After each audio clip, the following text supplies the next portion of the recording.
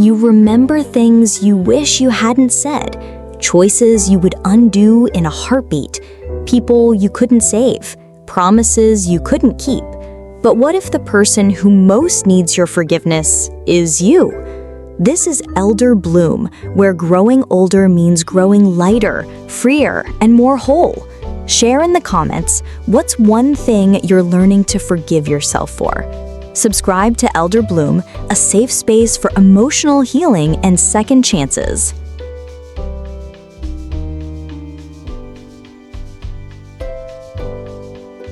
Regret doesn't arrive loudly. It whispers in the stillness, in the pause after laughter, in the quiet of early morning when the world hasn't stirred yet. You remember a moment, a word you wish you could take back, a decision you made too quickly, a relationship that slipped through your hands like water you couldn't hold. And sometimes it hits like a wave, unexpected, leaving you gasping for peace in your own mind. But here's the truth. Regret is not your enemy. It's a signal. It tells you that you care, that you've grown, that you now see the world with softer, wiser eyes. And yes, regret is heavy, but it was never meant to be carried forever. Some of the weight you still carry belongs to a version of you who didn't know better, who was doing the best they could, who was tired, scared, overwhelmed, or simply human. And maybe no one ever told you this before, but I will. You don't have to keep punishing yourself for not being perfect. You were never meant to be flawless. You are meant to evolve, to feel, to learn. And that means you're allowed to have a past without living inside it. So take a breath, put one hand over your heart, and say this gently like a balm. Yes, I regret, but I am no longer ruled by it. This is the beginning of freedom.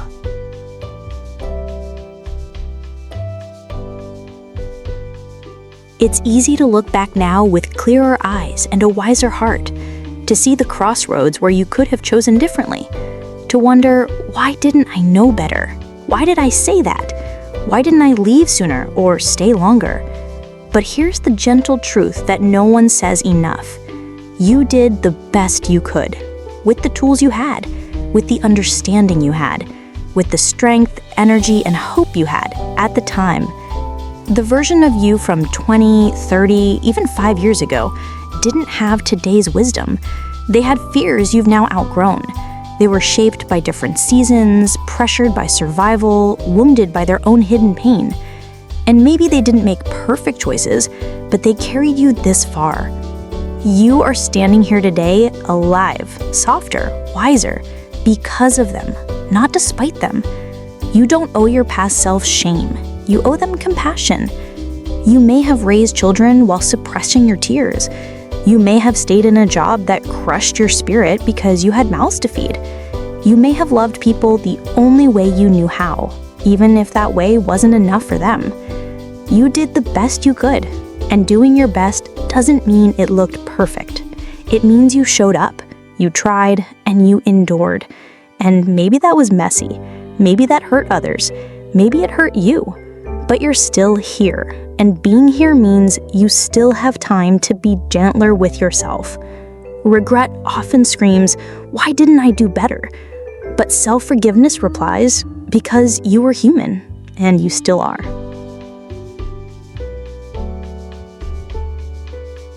Some people believe forgiveness means pretending it never happened, that it means brushing things under the rug, smiling, and moving on. But that's not forgiveness. That's denial. Real forgiveness begins with truth.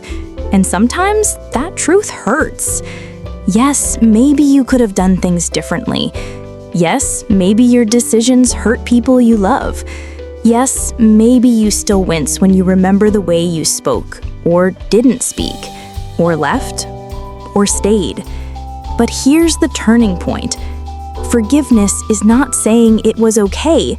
It's saying you're ready to stop bleeding from the same wound. You can carry the memory. but you don't have to keep living in the punishment. You can say, yes, I did that. I own it. I've learned from it. And I will no longer chain myself to it. Because what keeps regret alive isn't the event, but your refusal to let go of the guilt.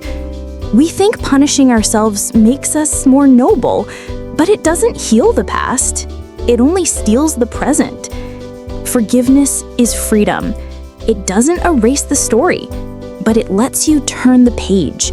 It says, I am more than my mistakes. I am more than who I was. I am allowed to grow and keep growing. And even if others haven't forgiven you, you can begin by forgiving yourself. Because waiting for someone else's peace only keeps you hostage to pain they may never resolve. This forgiveness isn't about forgetting. It's about finally breathing. It's about saying, I will honor the lesson, but I will no longer wear the shame.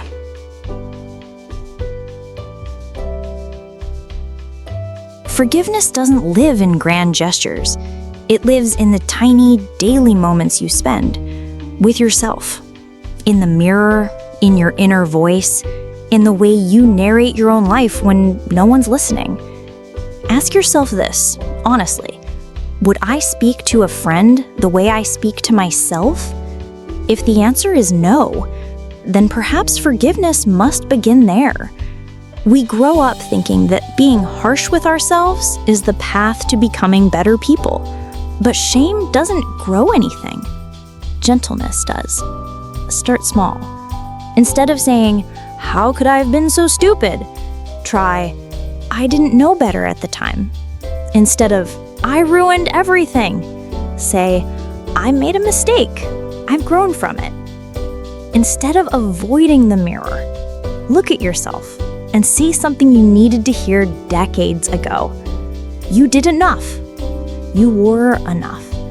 And you still are.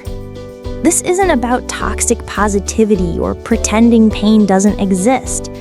This is about building new language inside you. Language that heals, not harms. Imagine how your life would feel if the loudest voice in your head became your gentlest friend. That voice can be yours. That love can be your own. You don't need perfect words, just sincere ones. You don't need a therapist's vocabulary, just a human heart willing to be kind to itself again. And when you slip, when the old inner critic returns, just notice it, breathe, and return to this truth. You're not here to punish yourself forever. You're here to learn how to stay.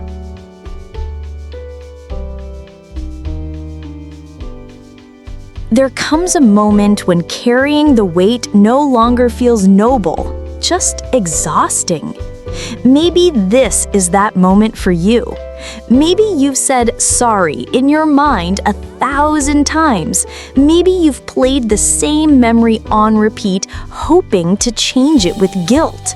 But guilt never rewrites the past. It only robs the present. Forgiveness isn't a reward for perfection. It's a gift you give yourself when you realize, I deserve to rest from this story. You're allowed to be free now. You're allowed to breathe again deeply. You're allowed to feel joy, even with scars. You're allowed to look at your reflection and finally say, I may not have been perfect, but I'm still worthy of peace. That peace, it's not just for others. It's for you too, even now, especially now. If this message touched something in you, let it be the start of a new story, not one where you pretend it didn't happen, but one where you finally set yourself free. You are not what you did, you are what you choose to become now. Tell us in the comments, what are you learning to forgive in yourself today? Your honesty might help someone else begin again. Subscribe to Elder Bloom, where healing after 60 is not only possible, it's powerful. And it's never too late to bloom.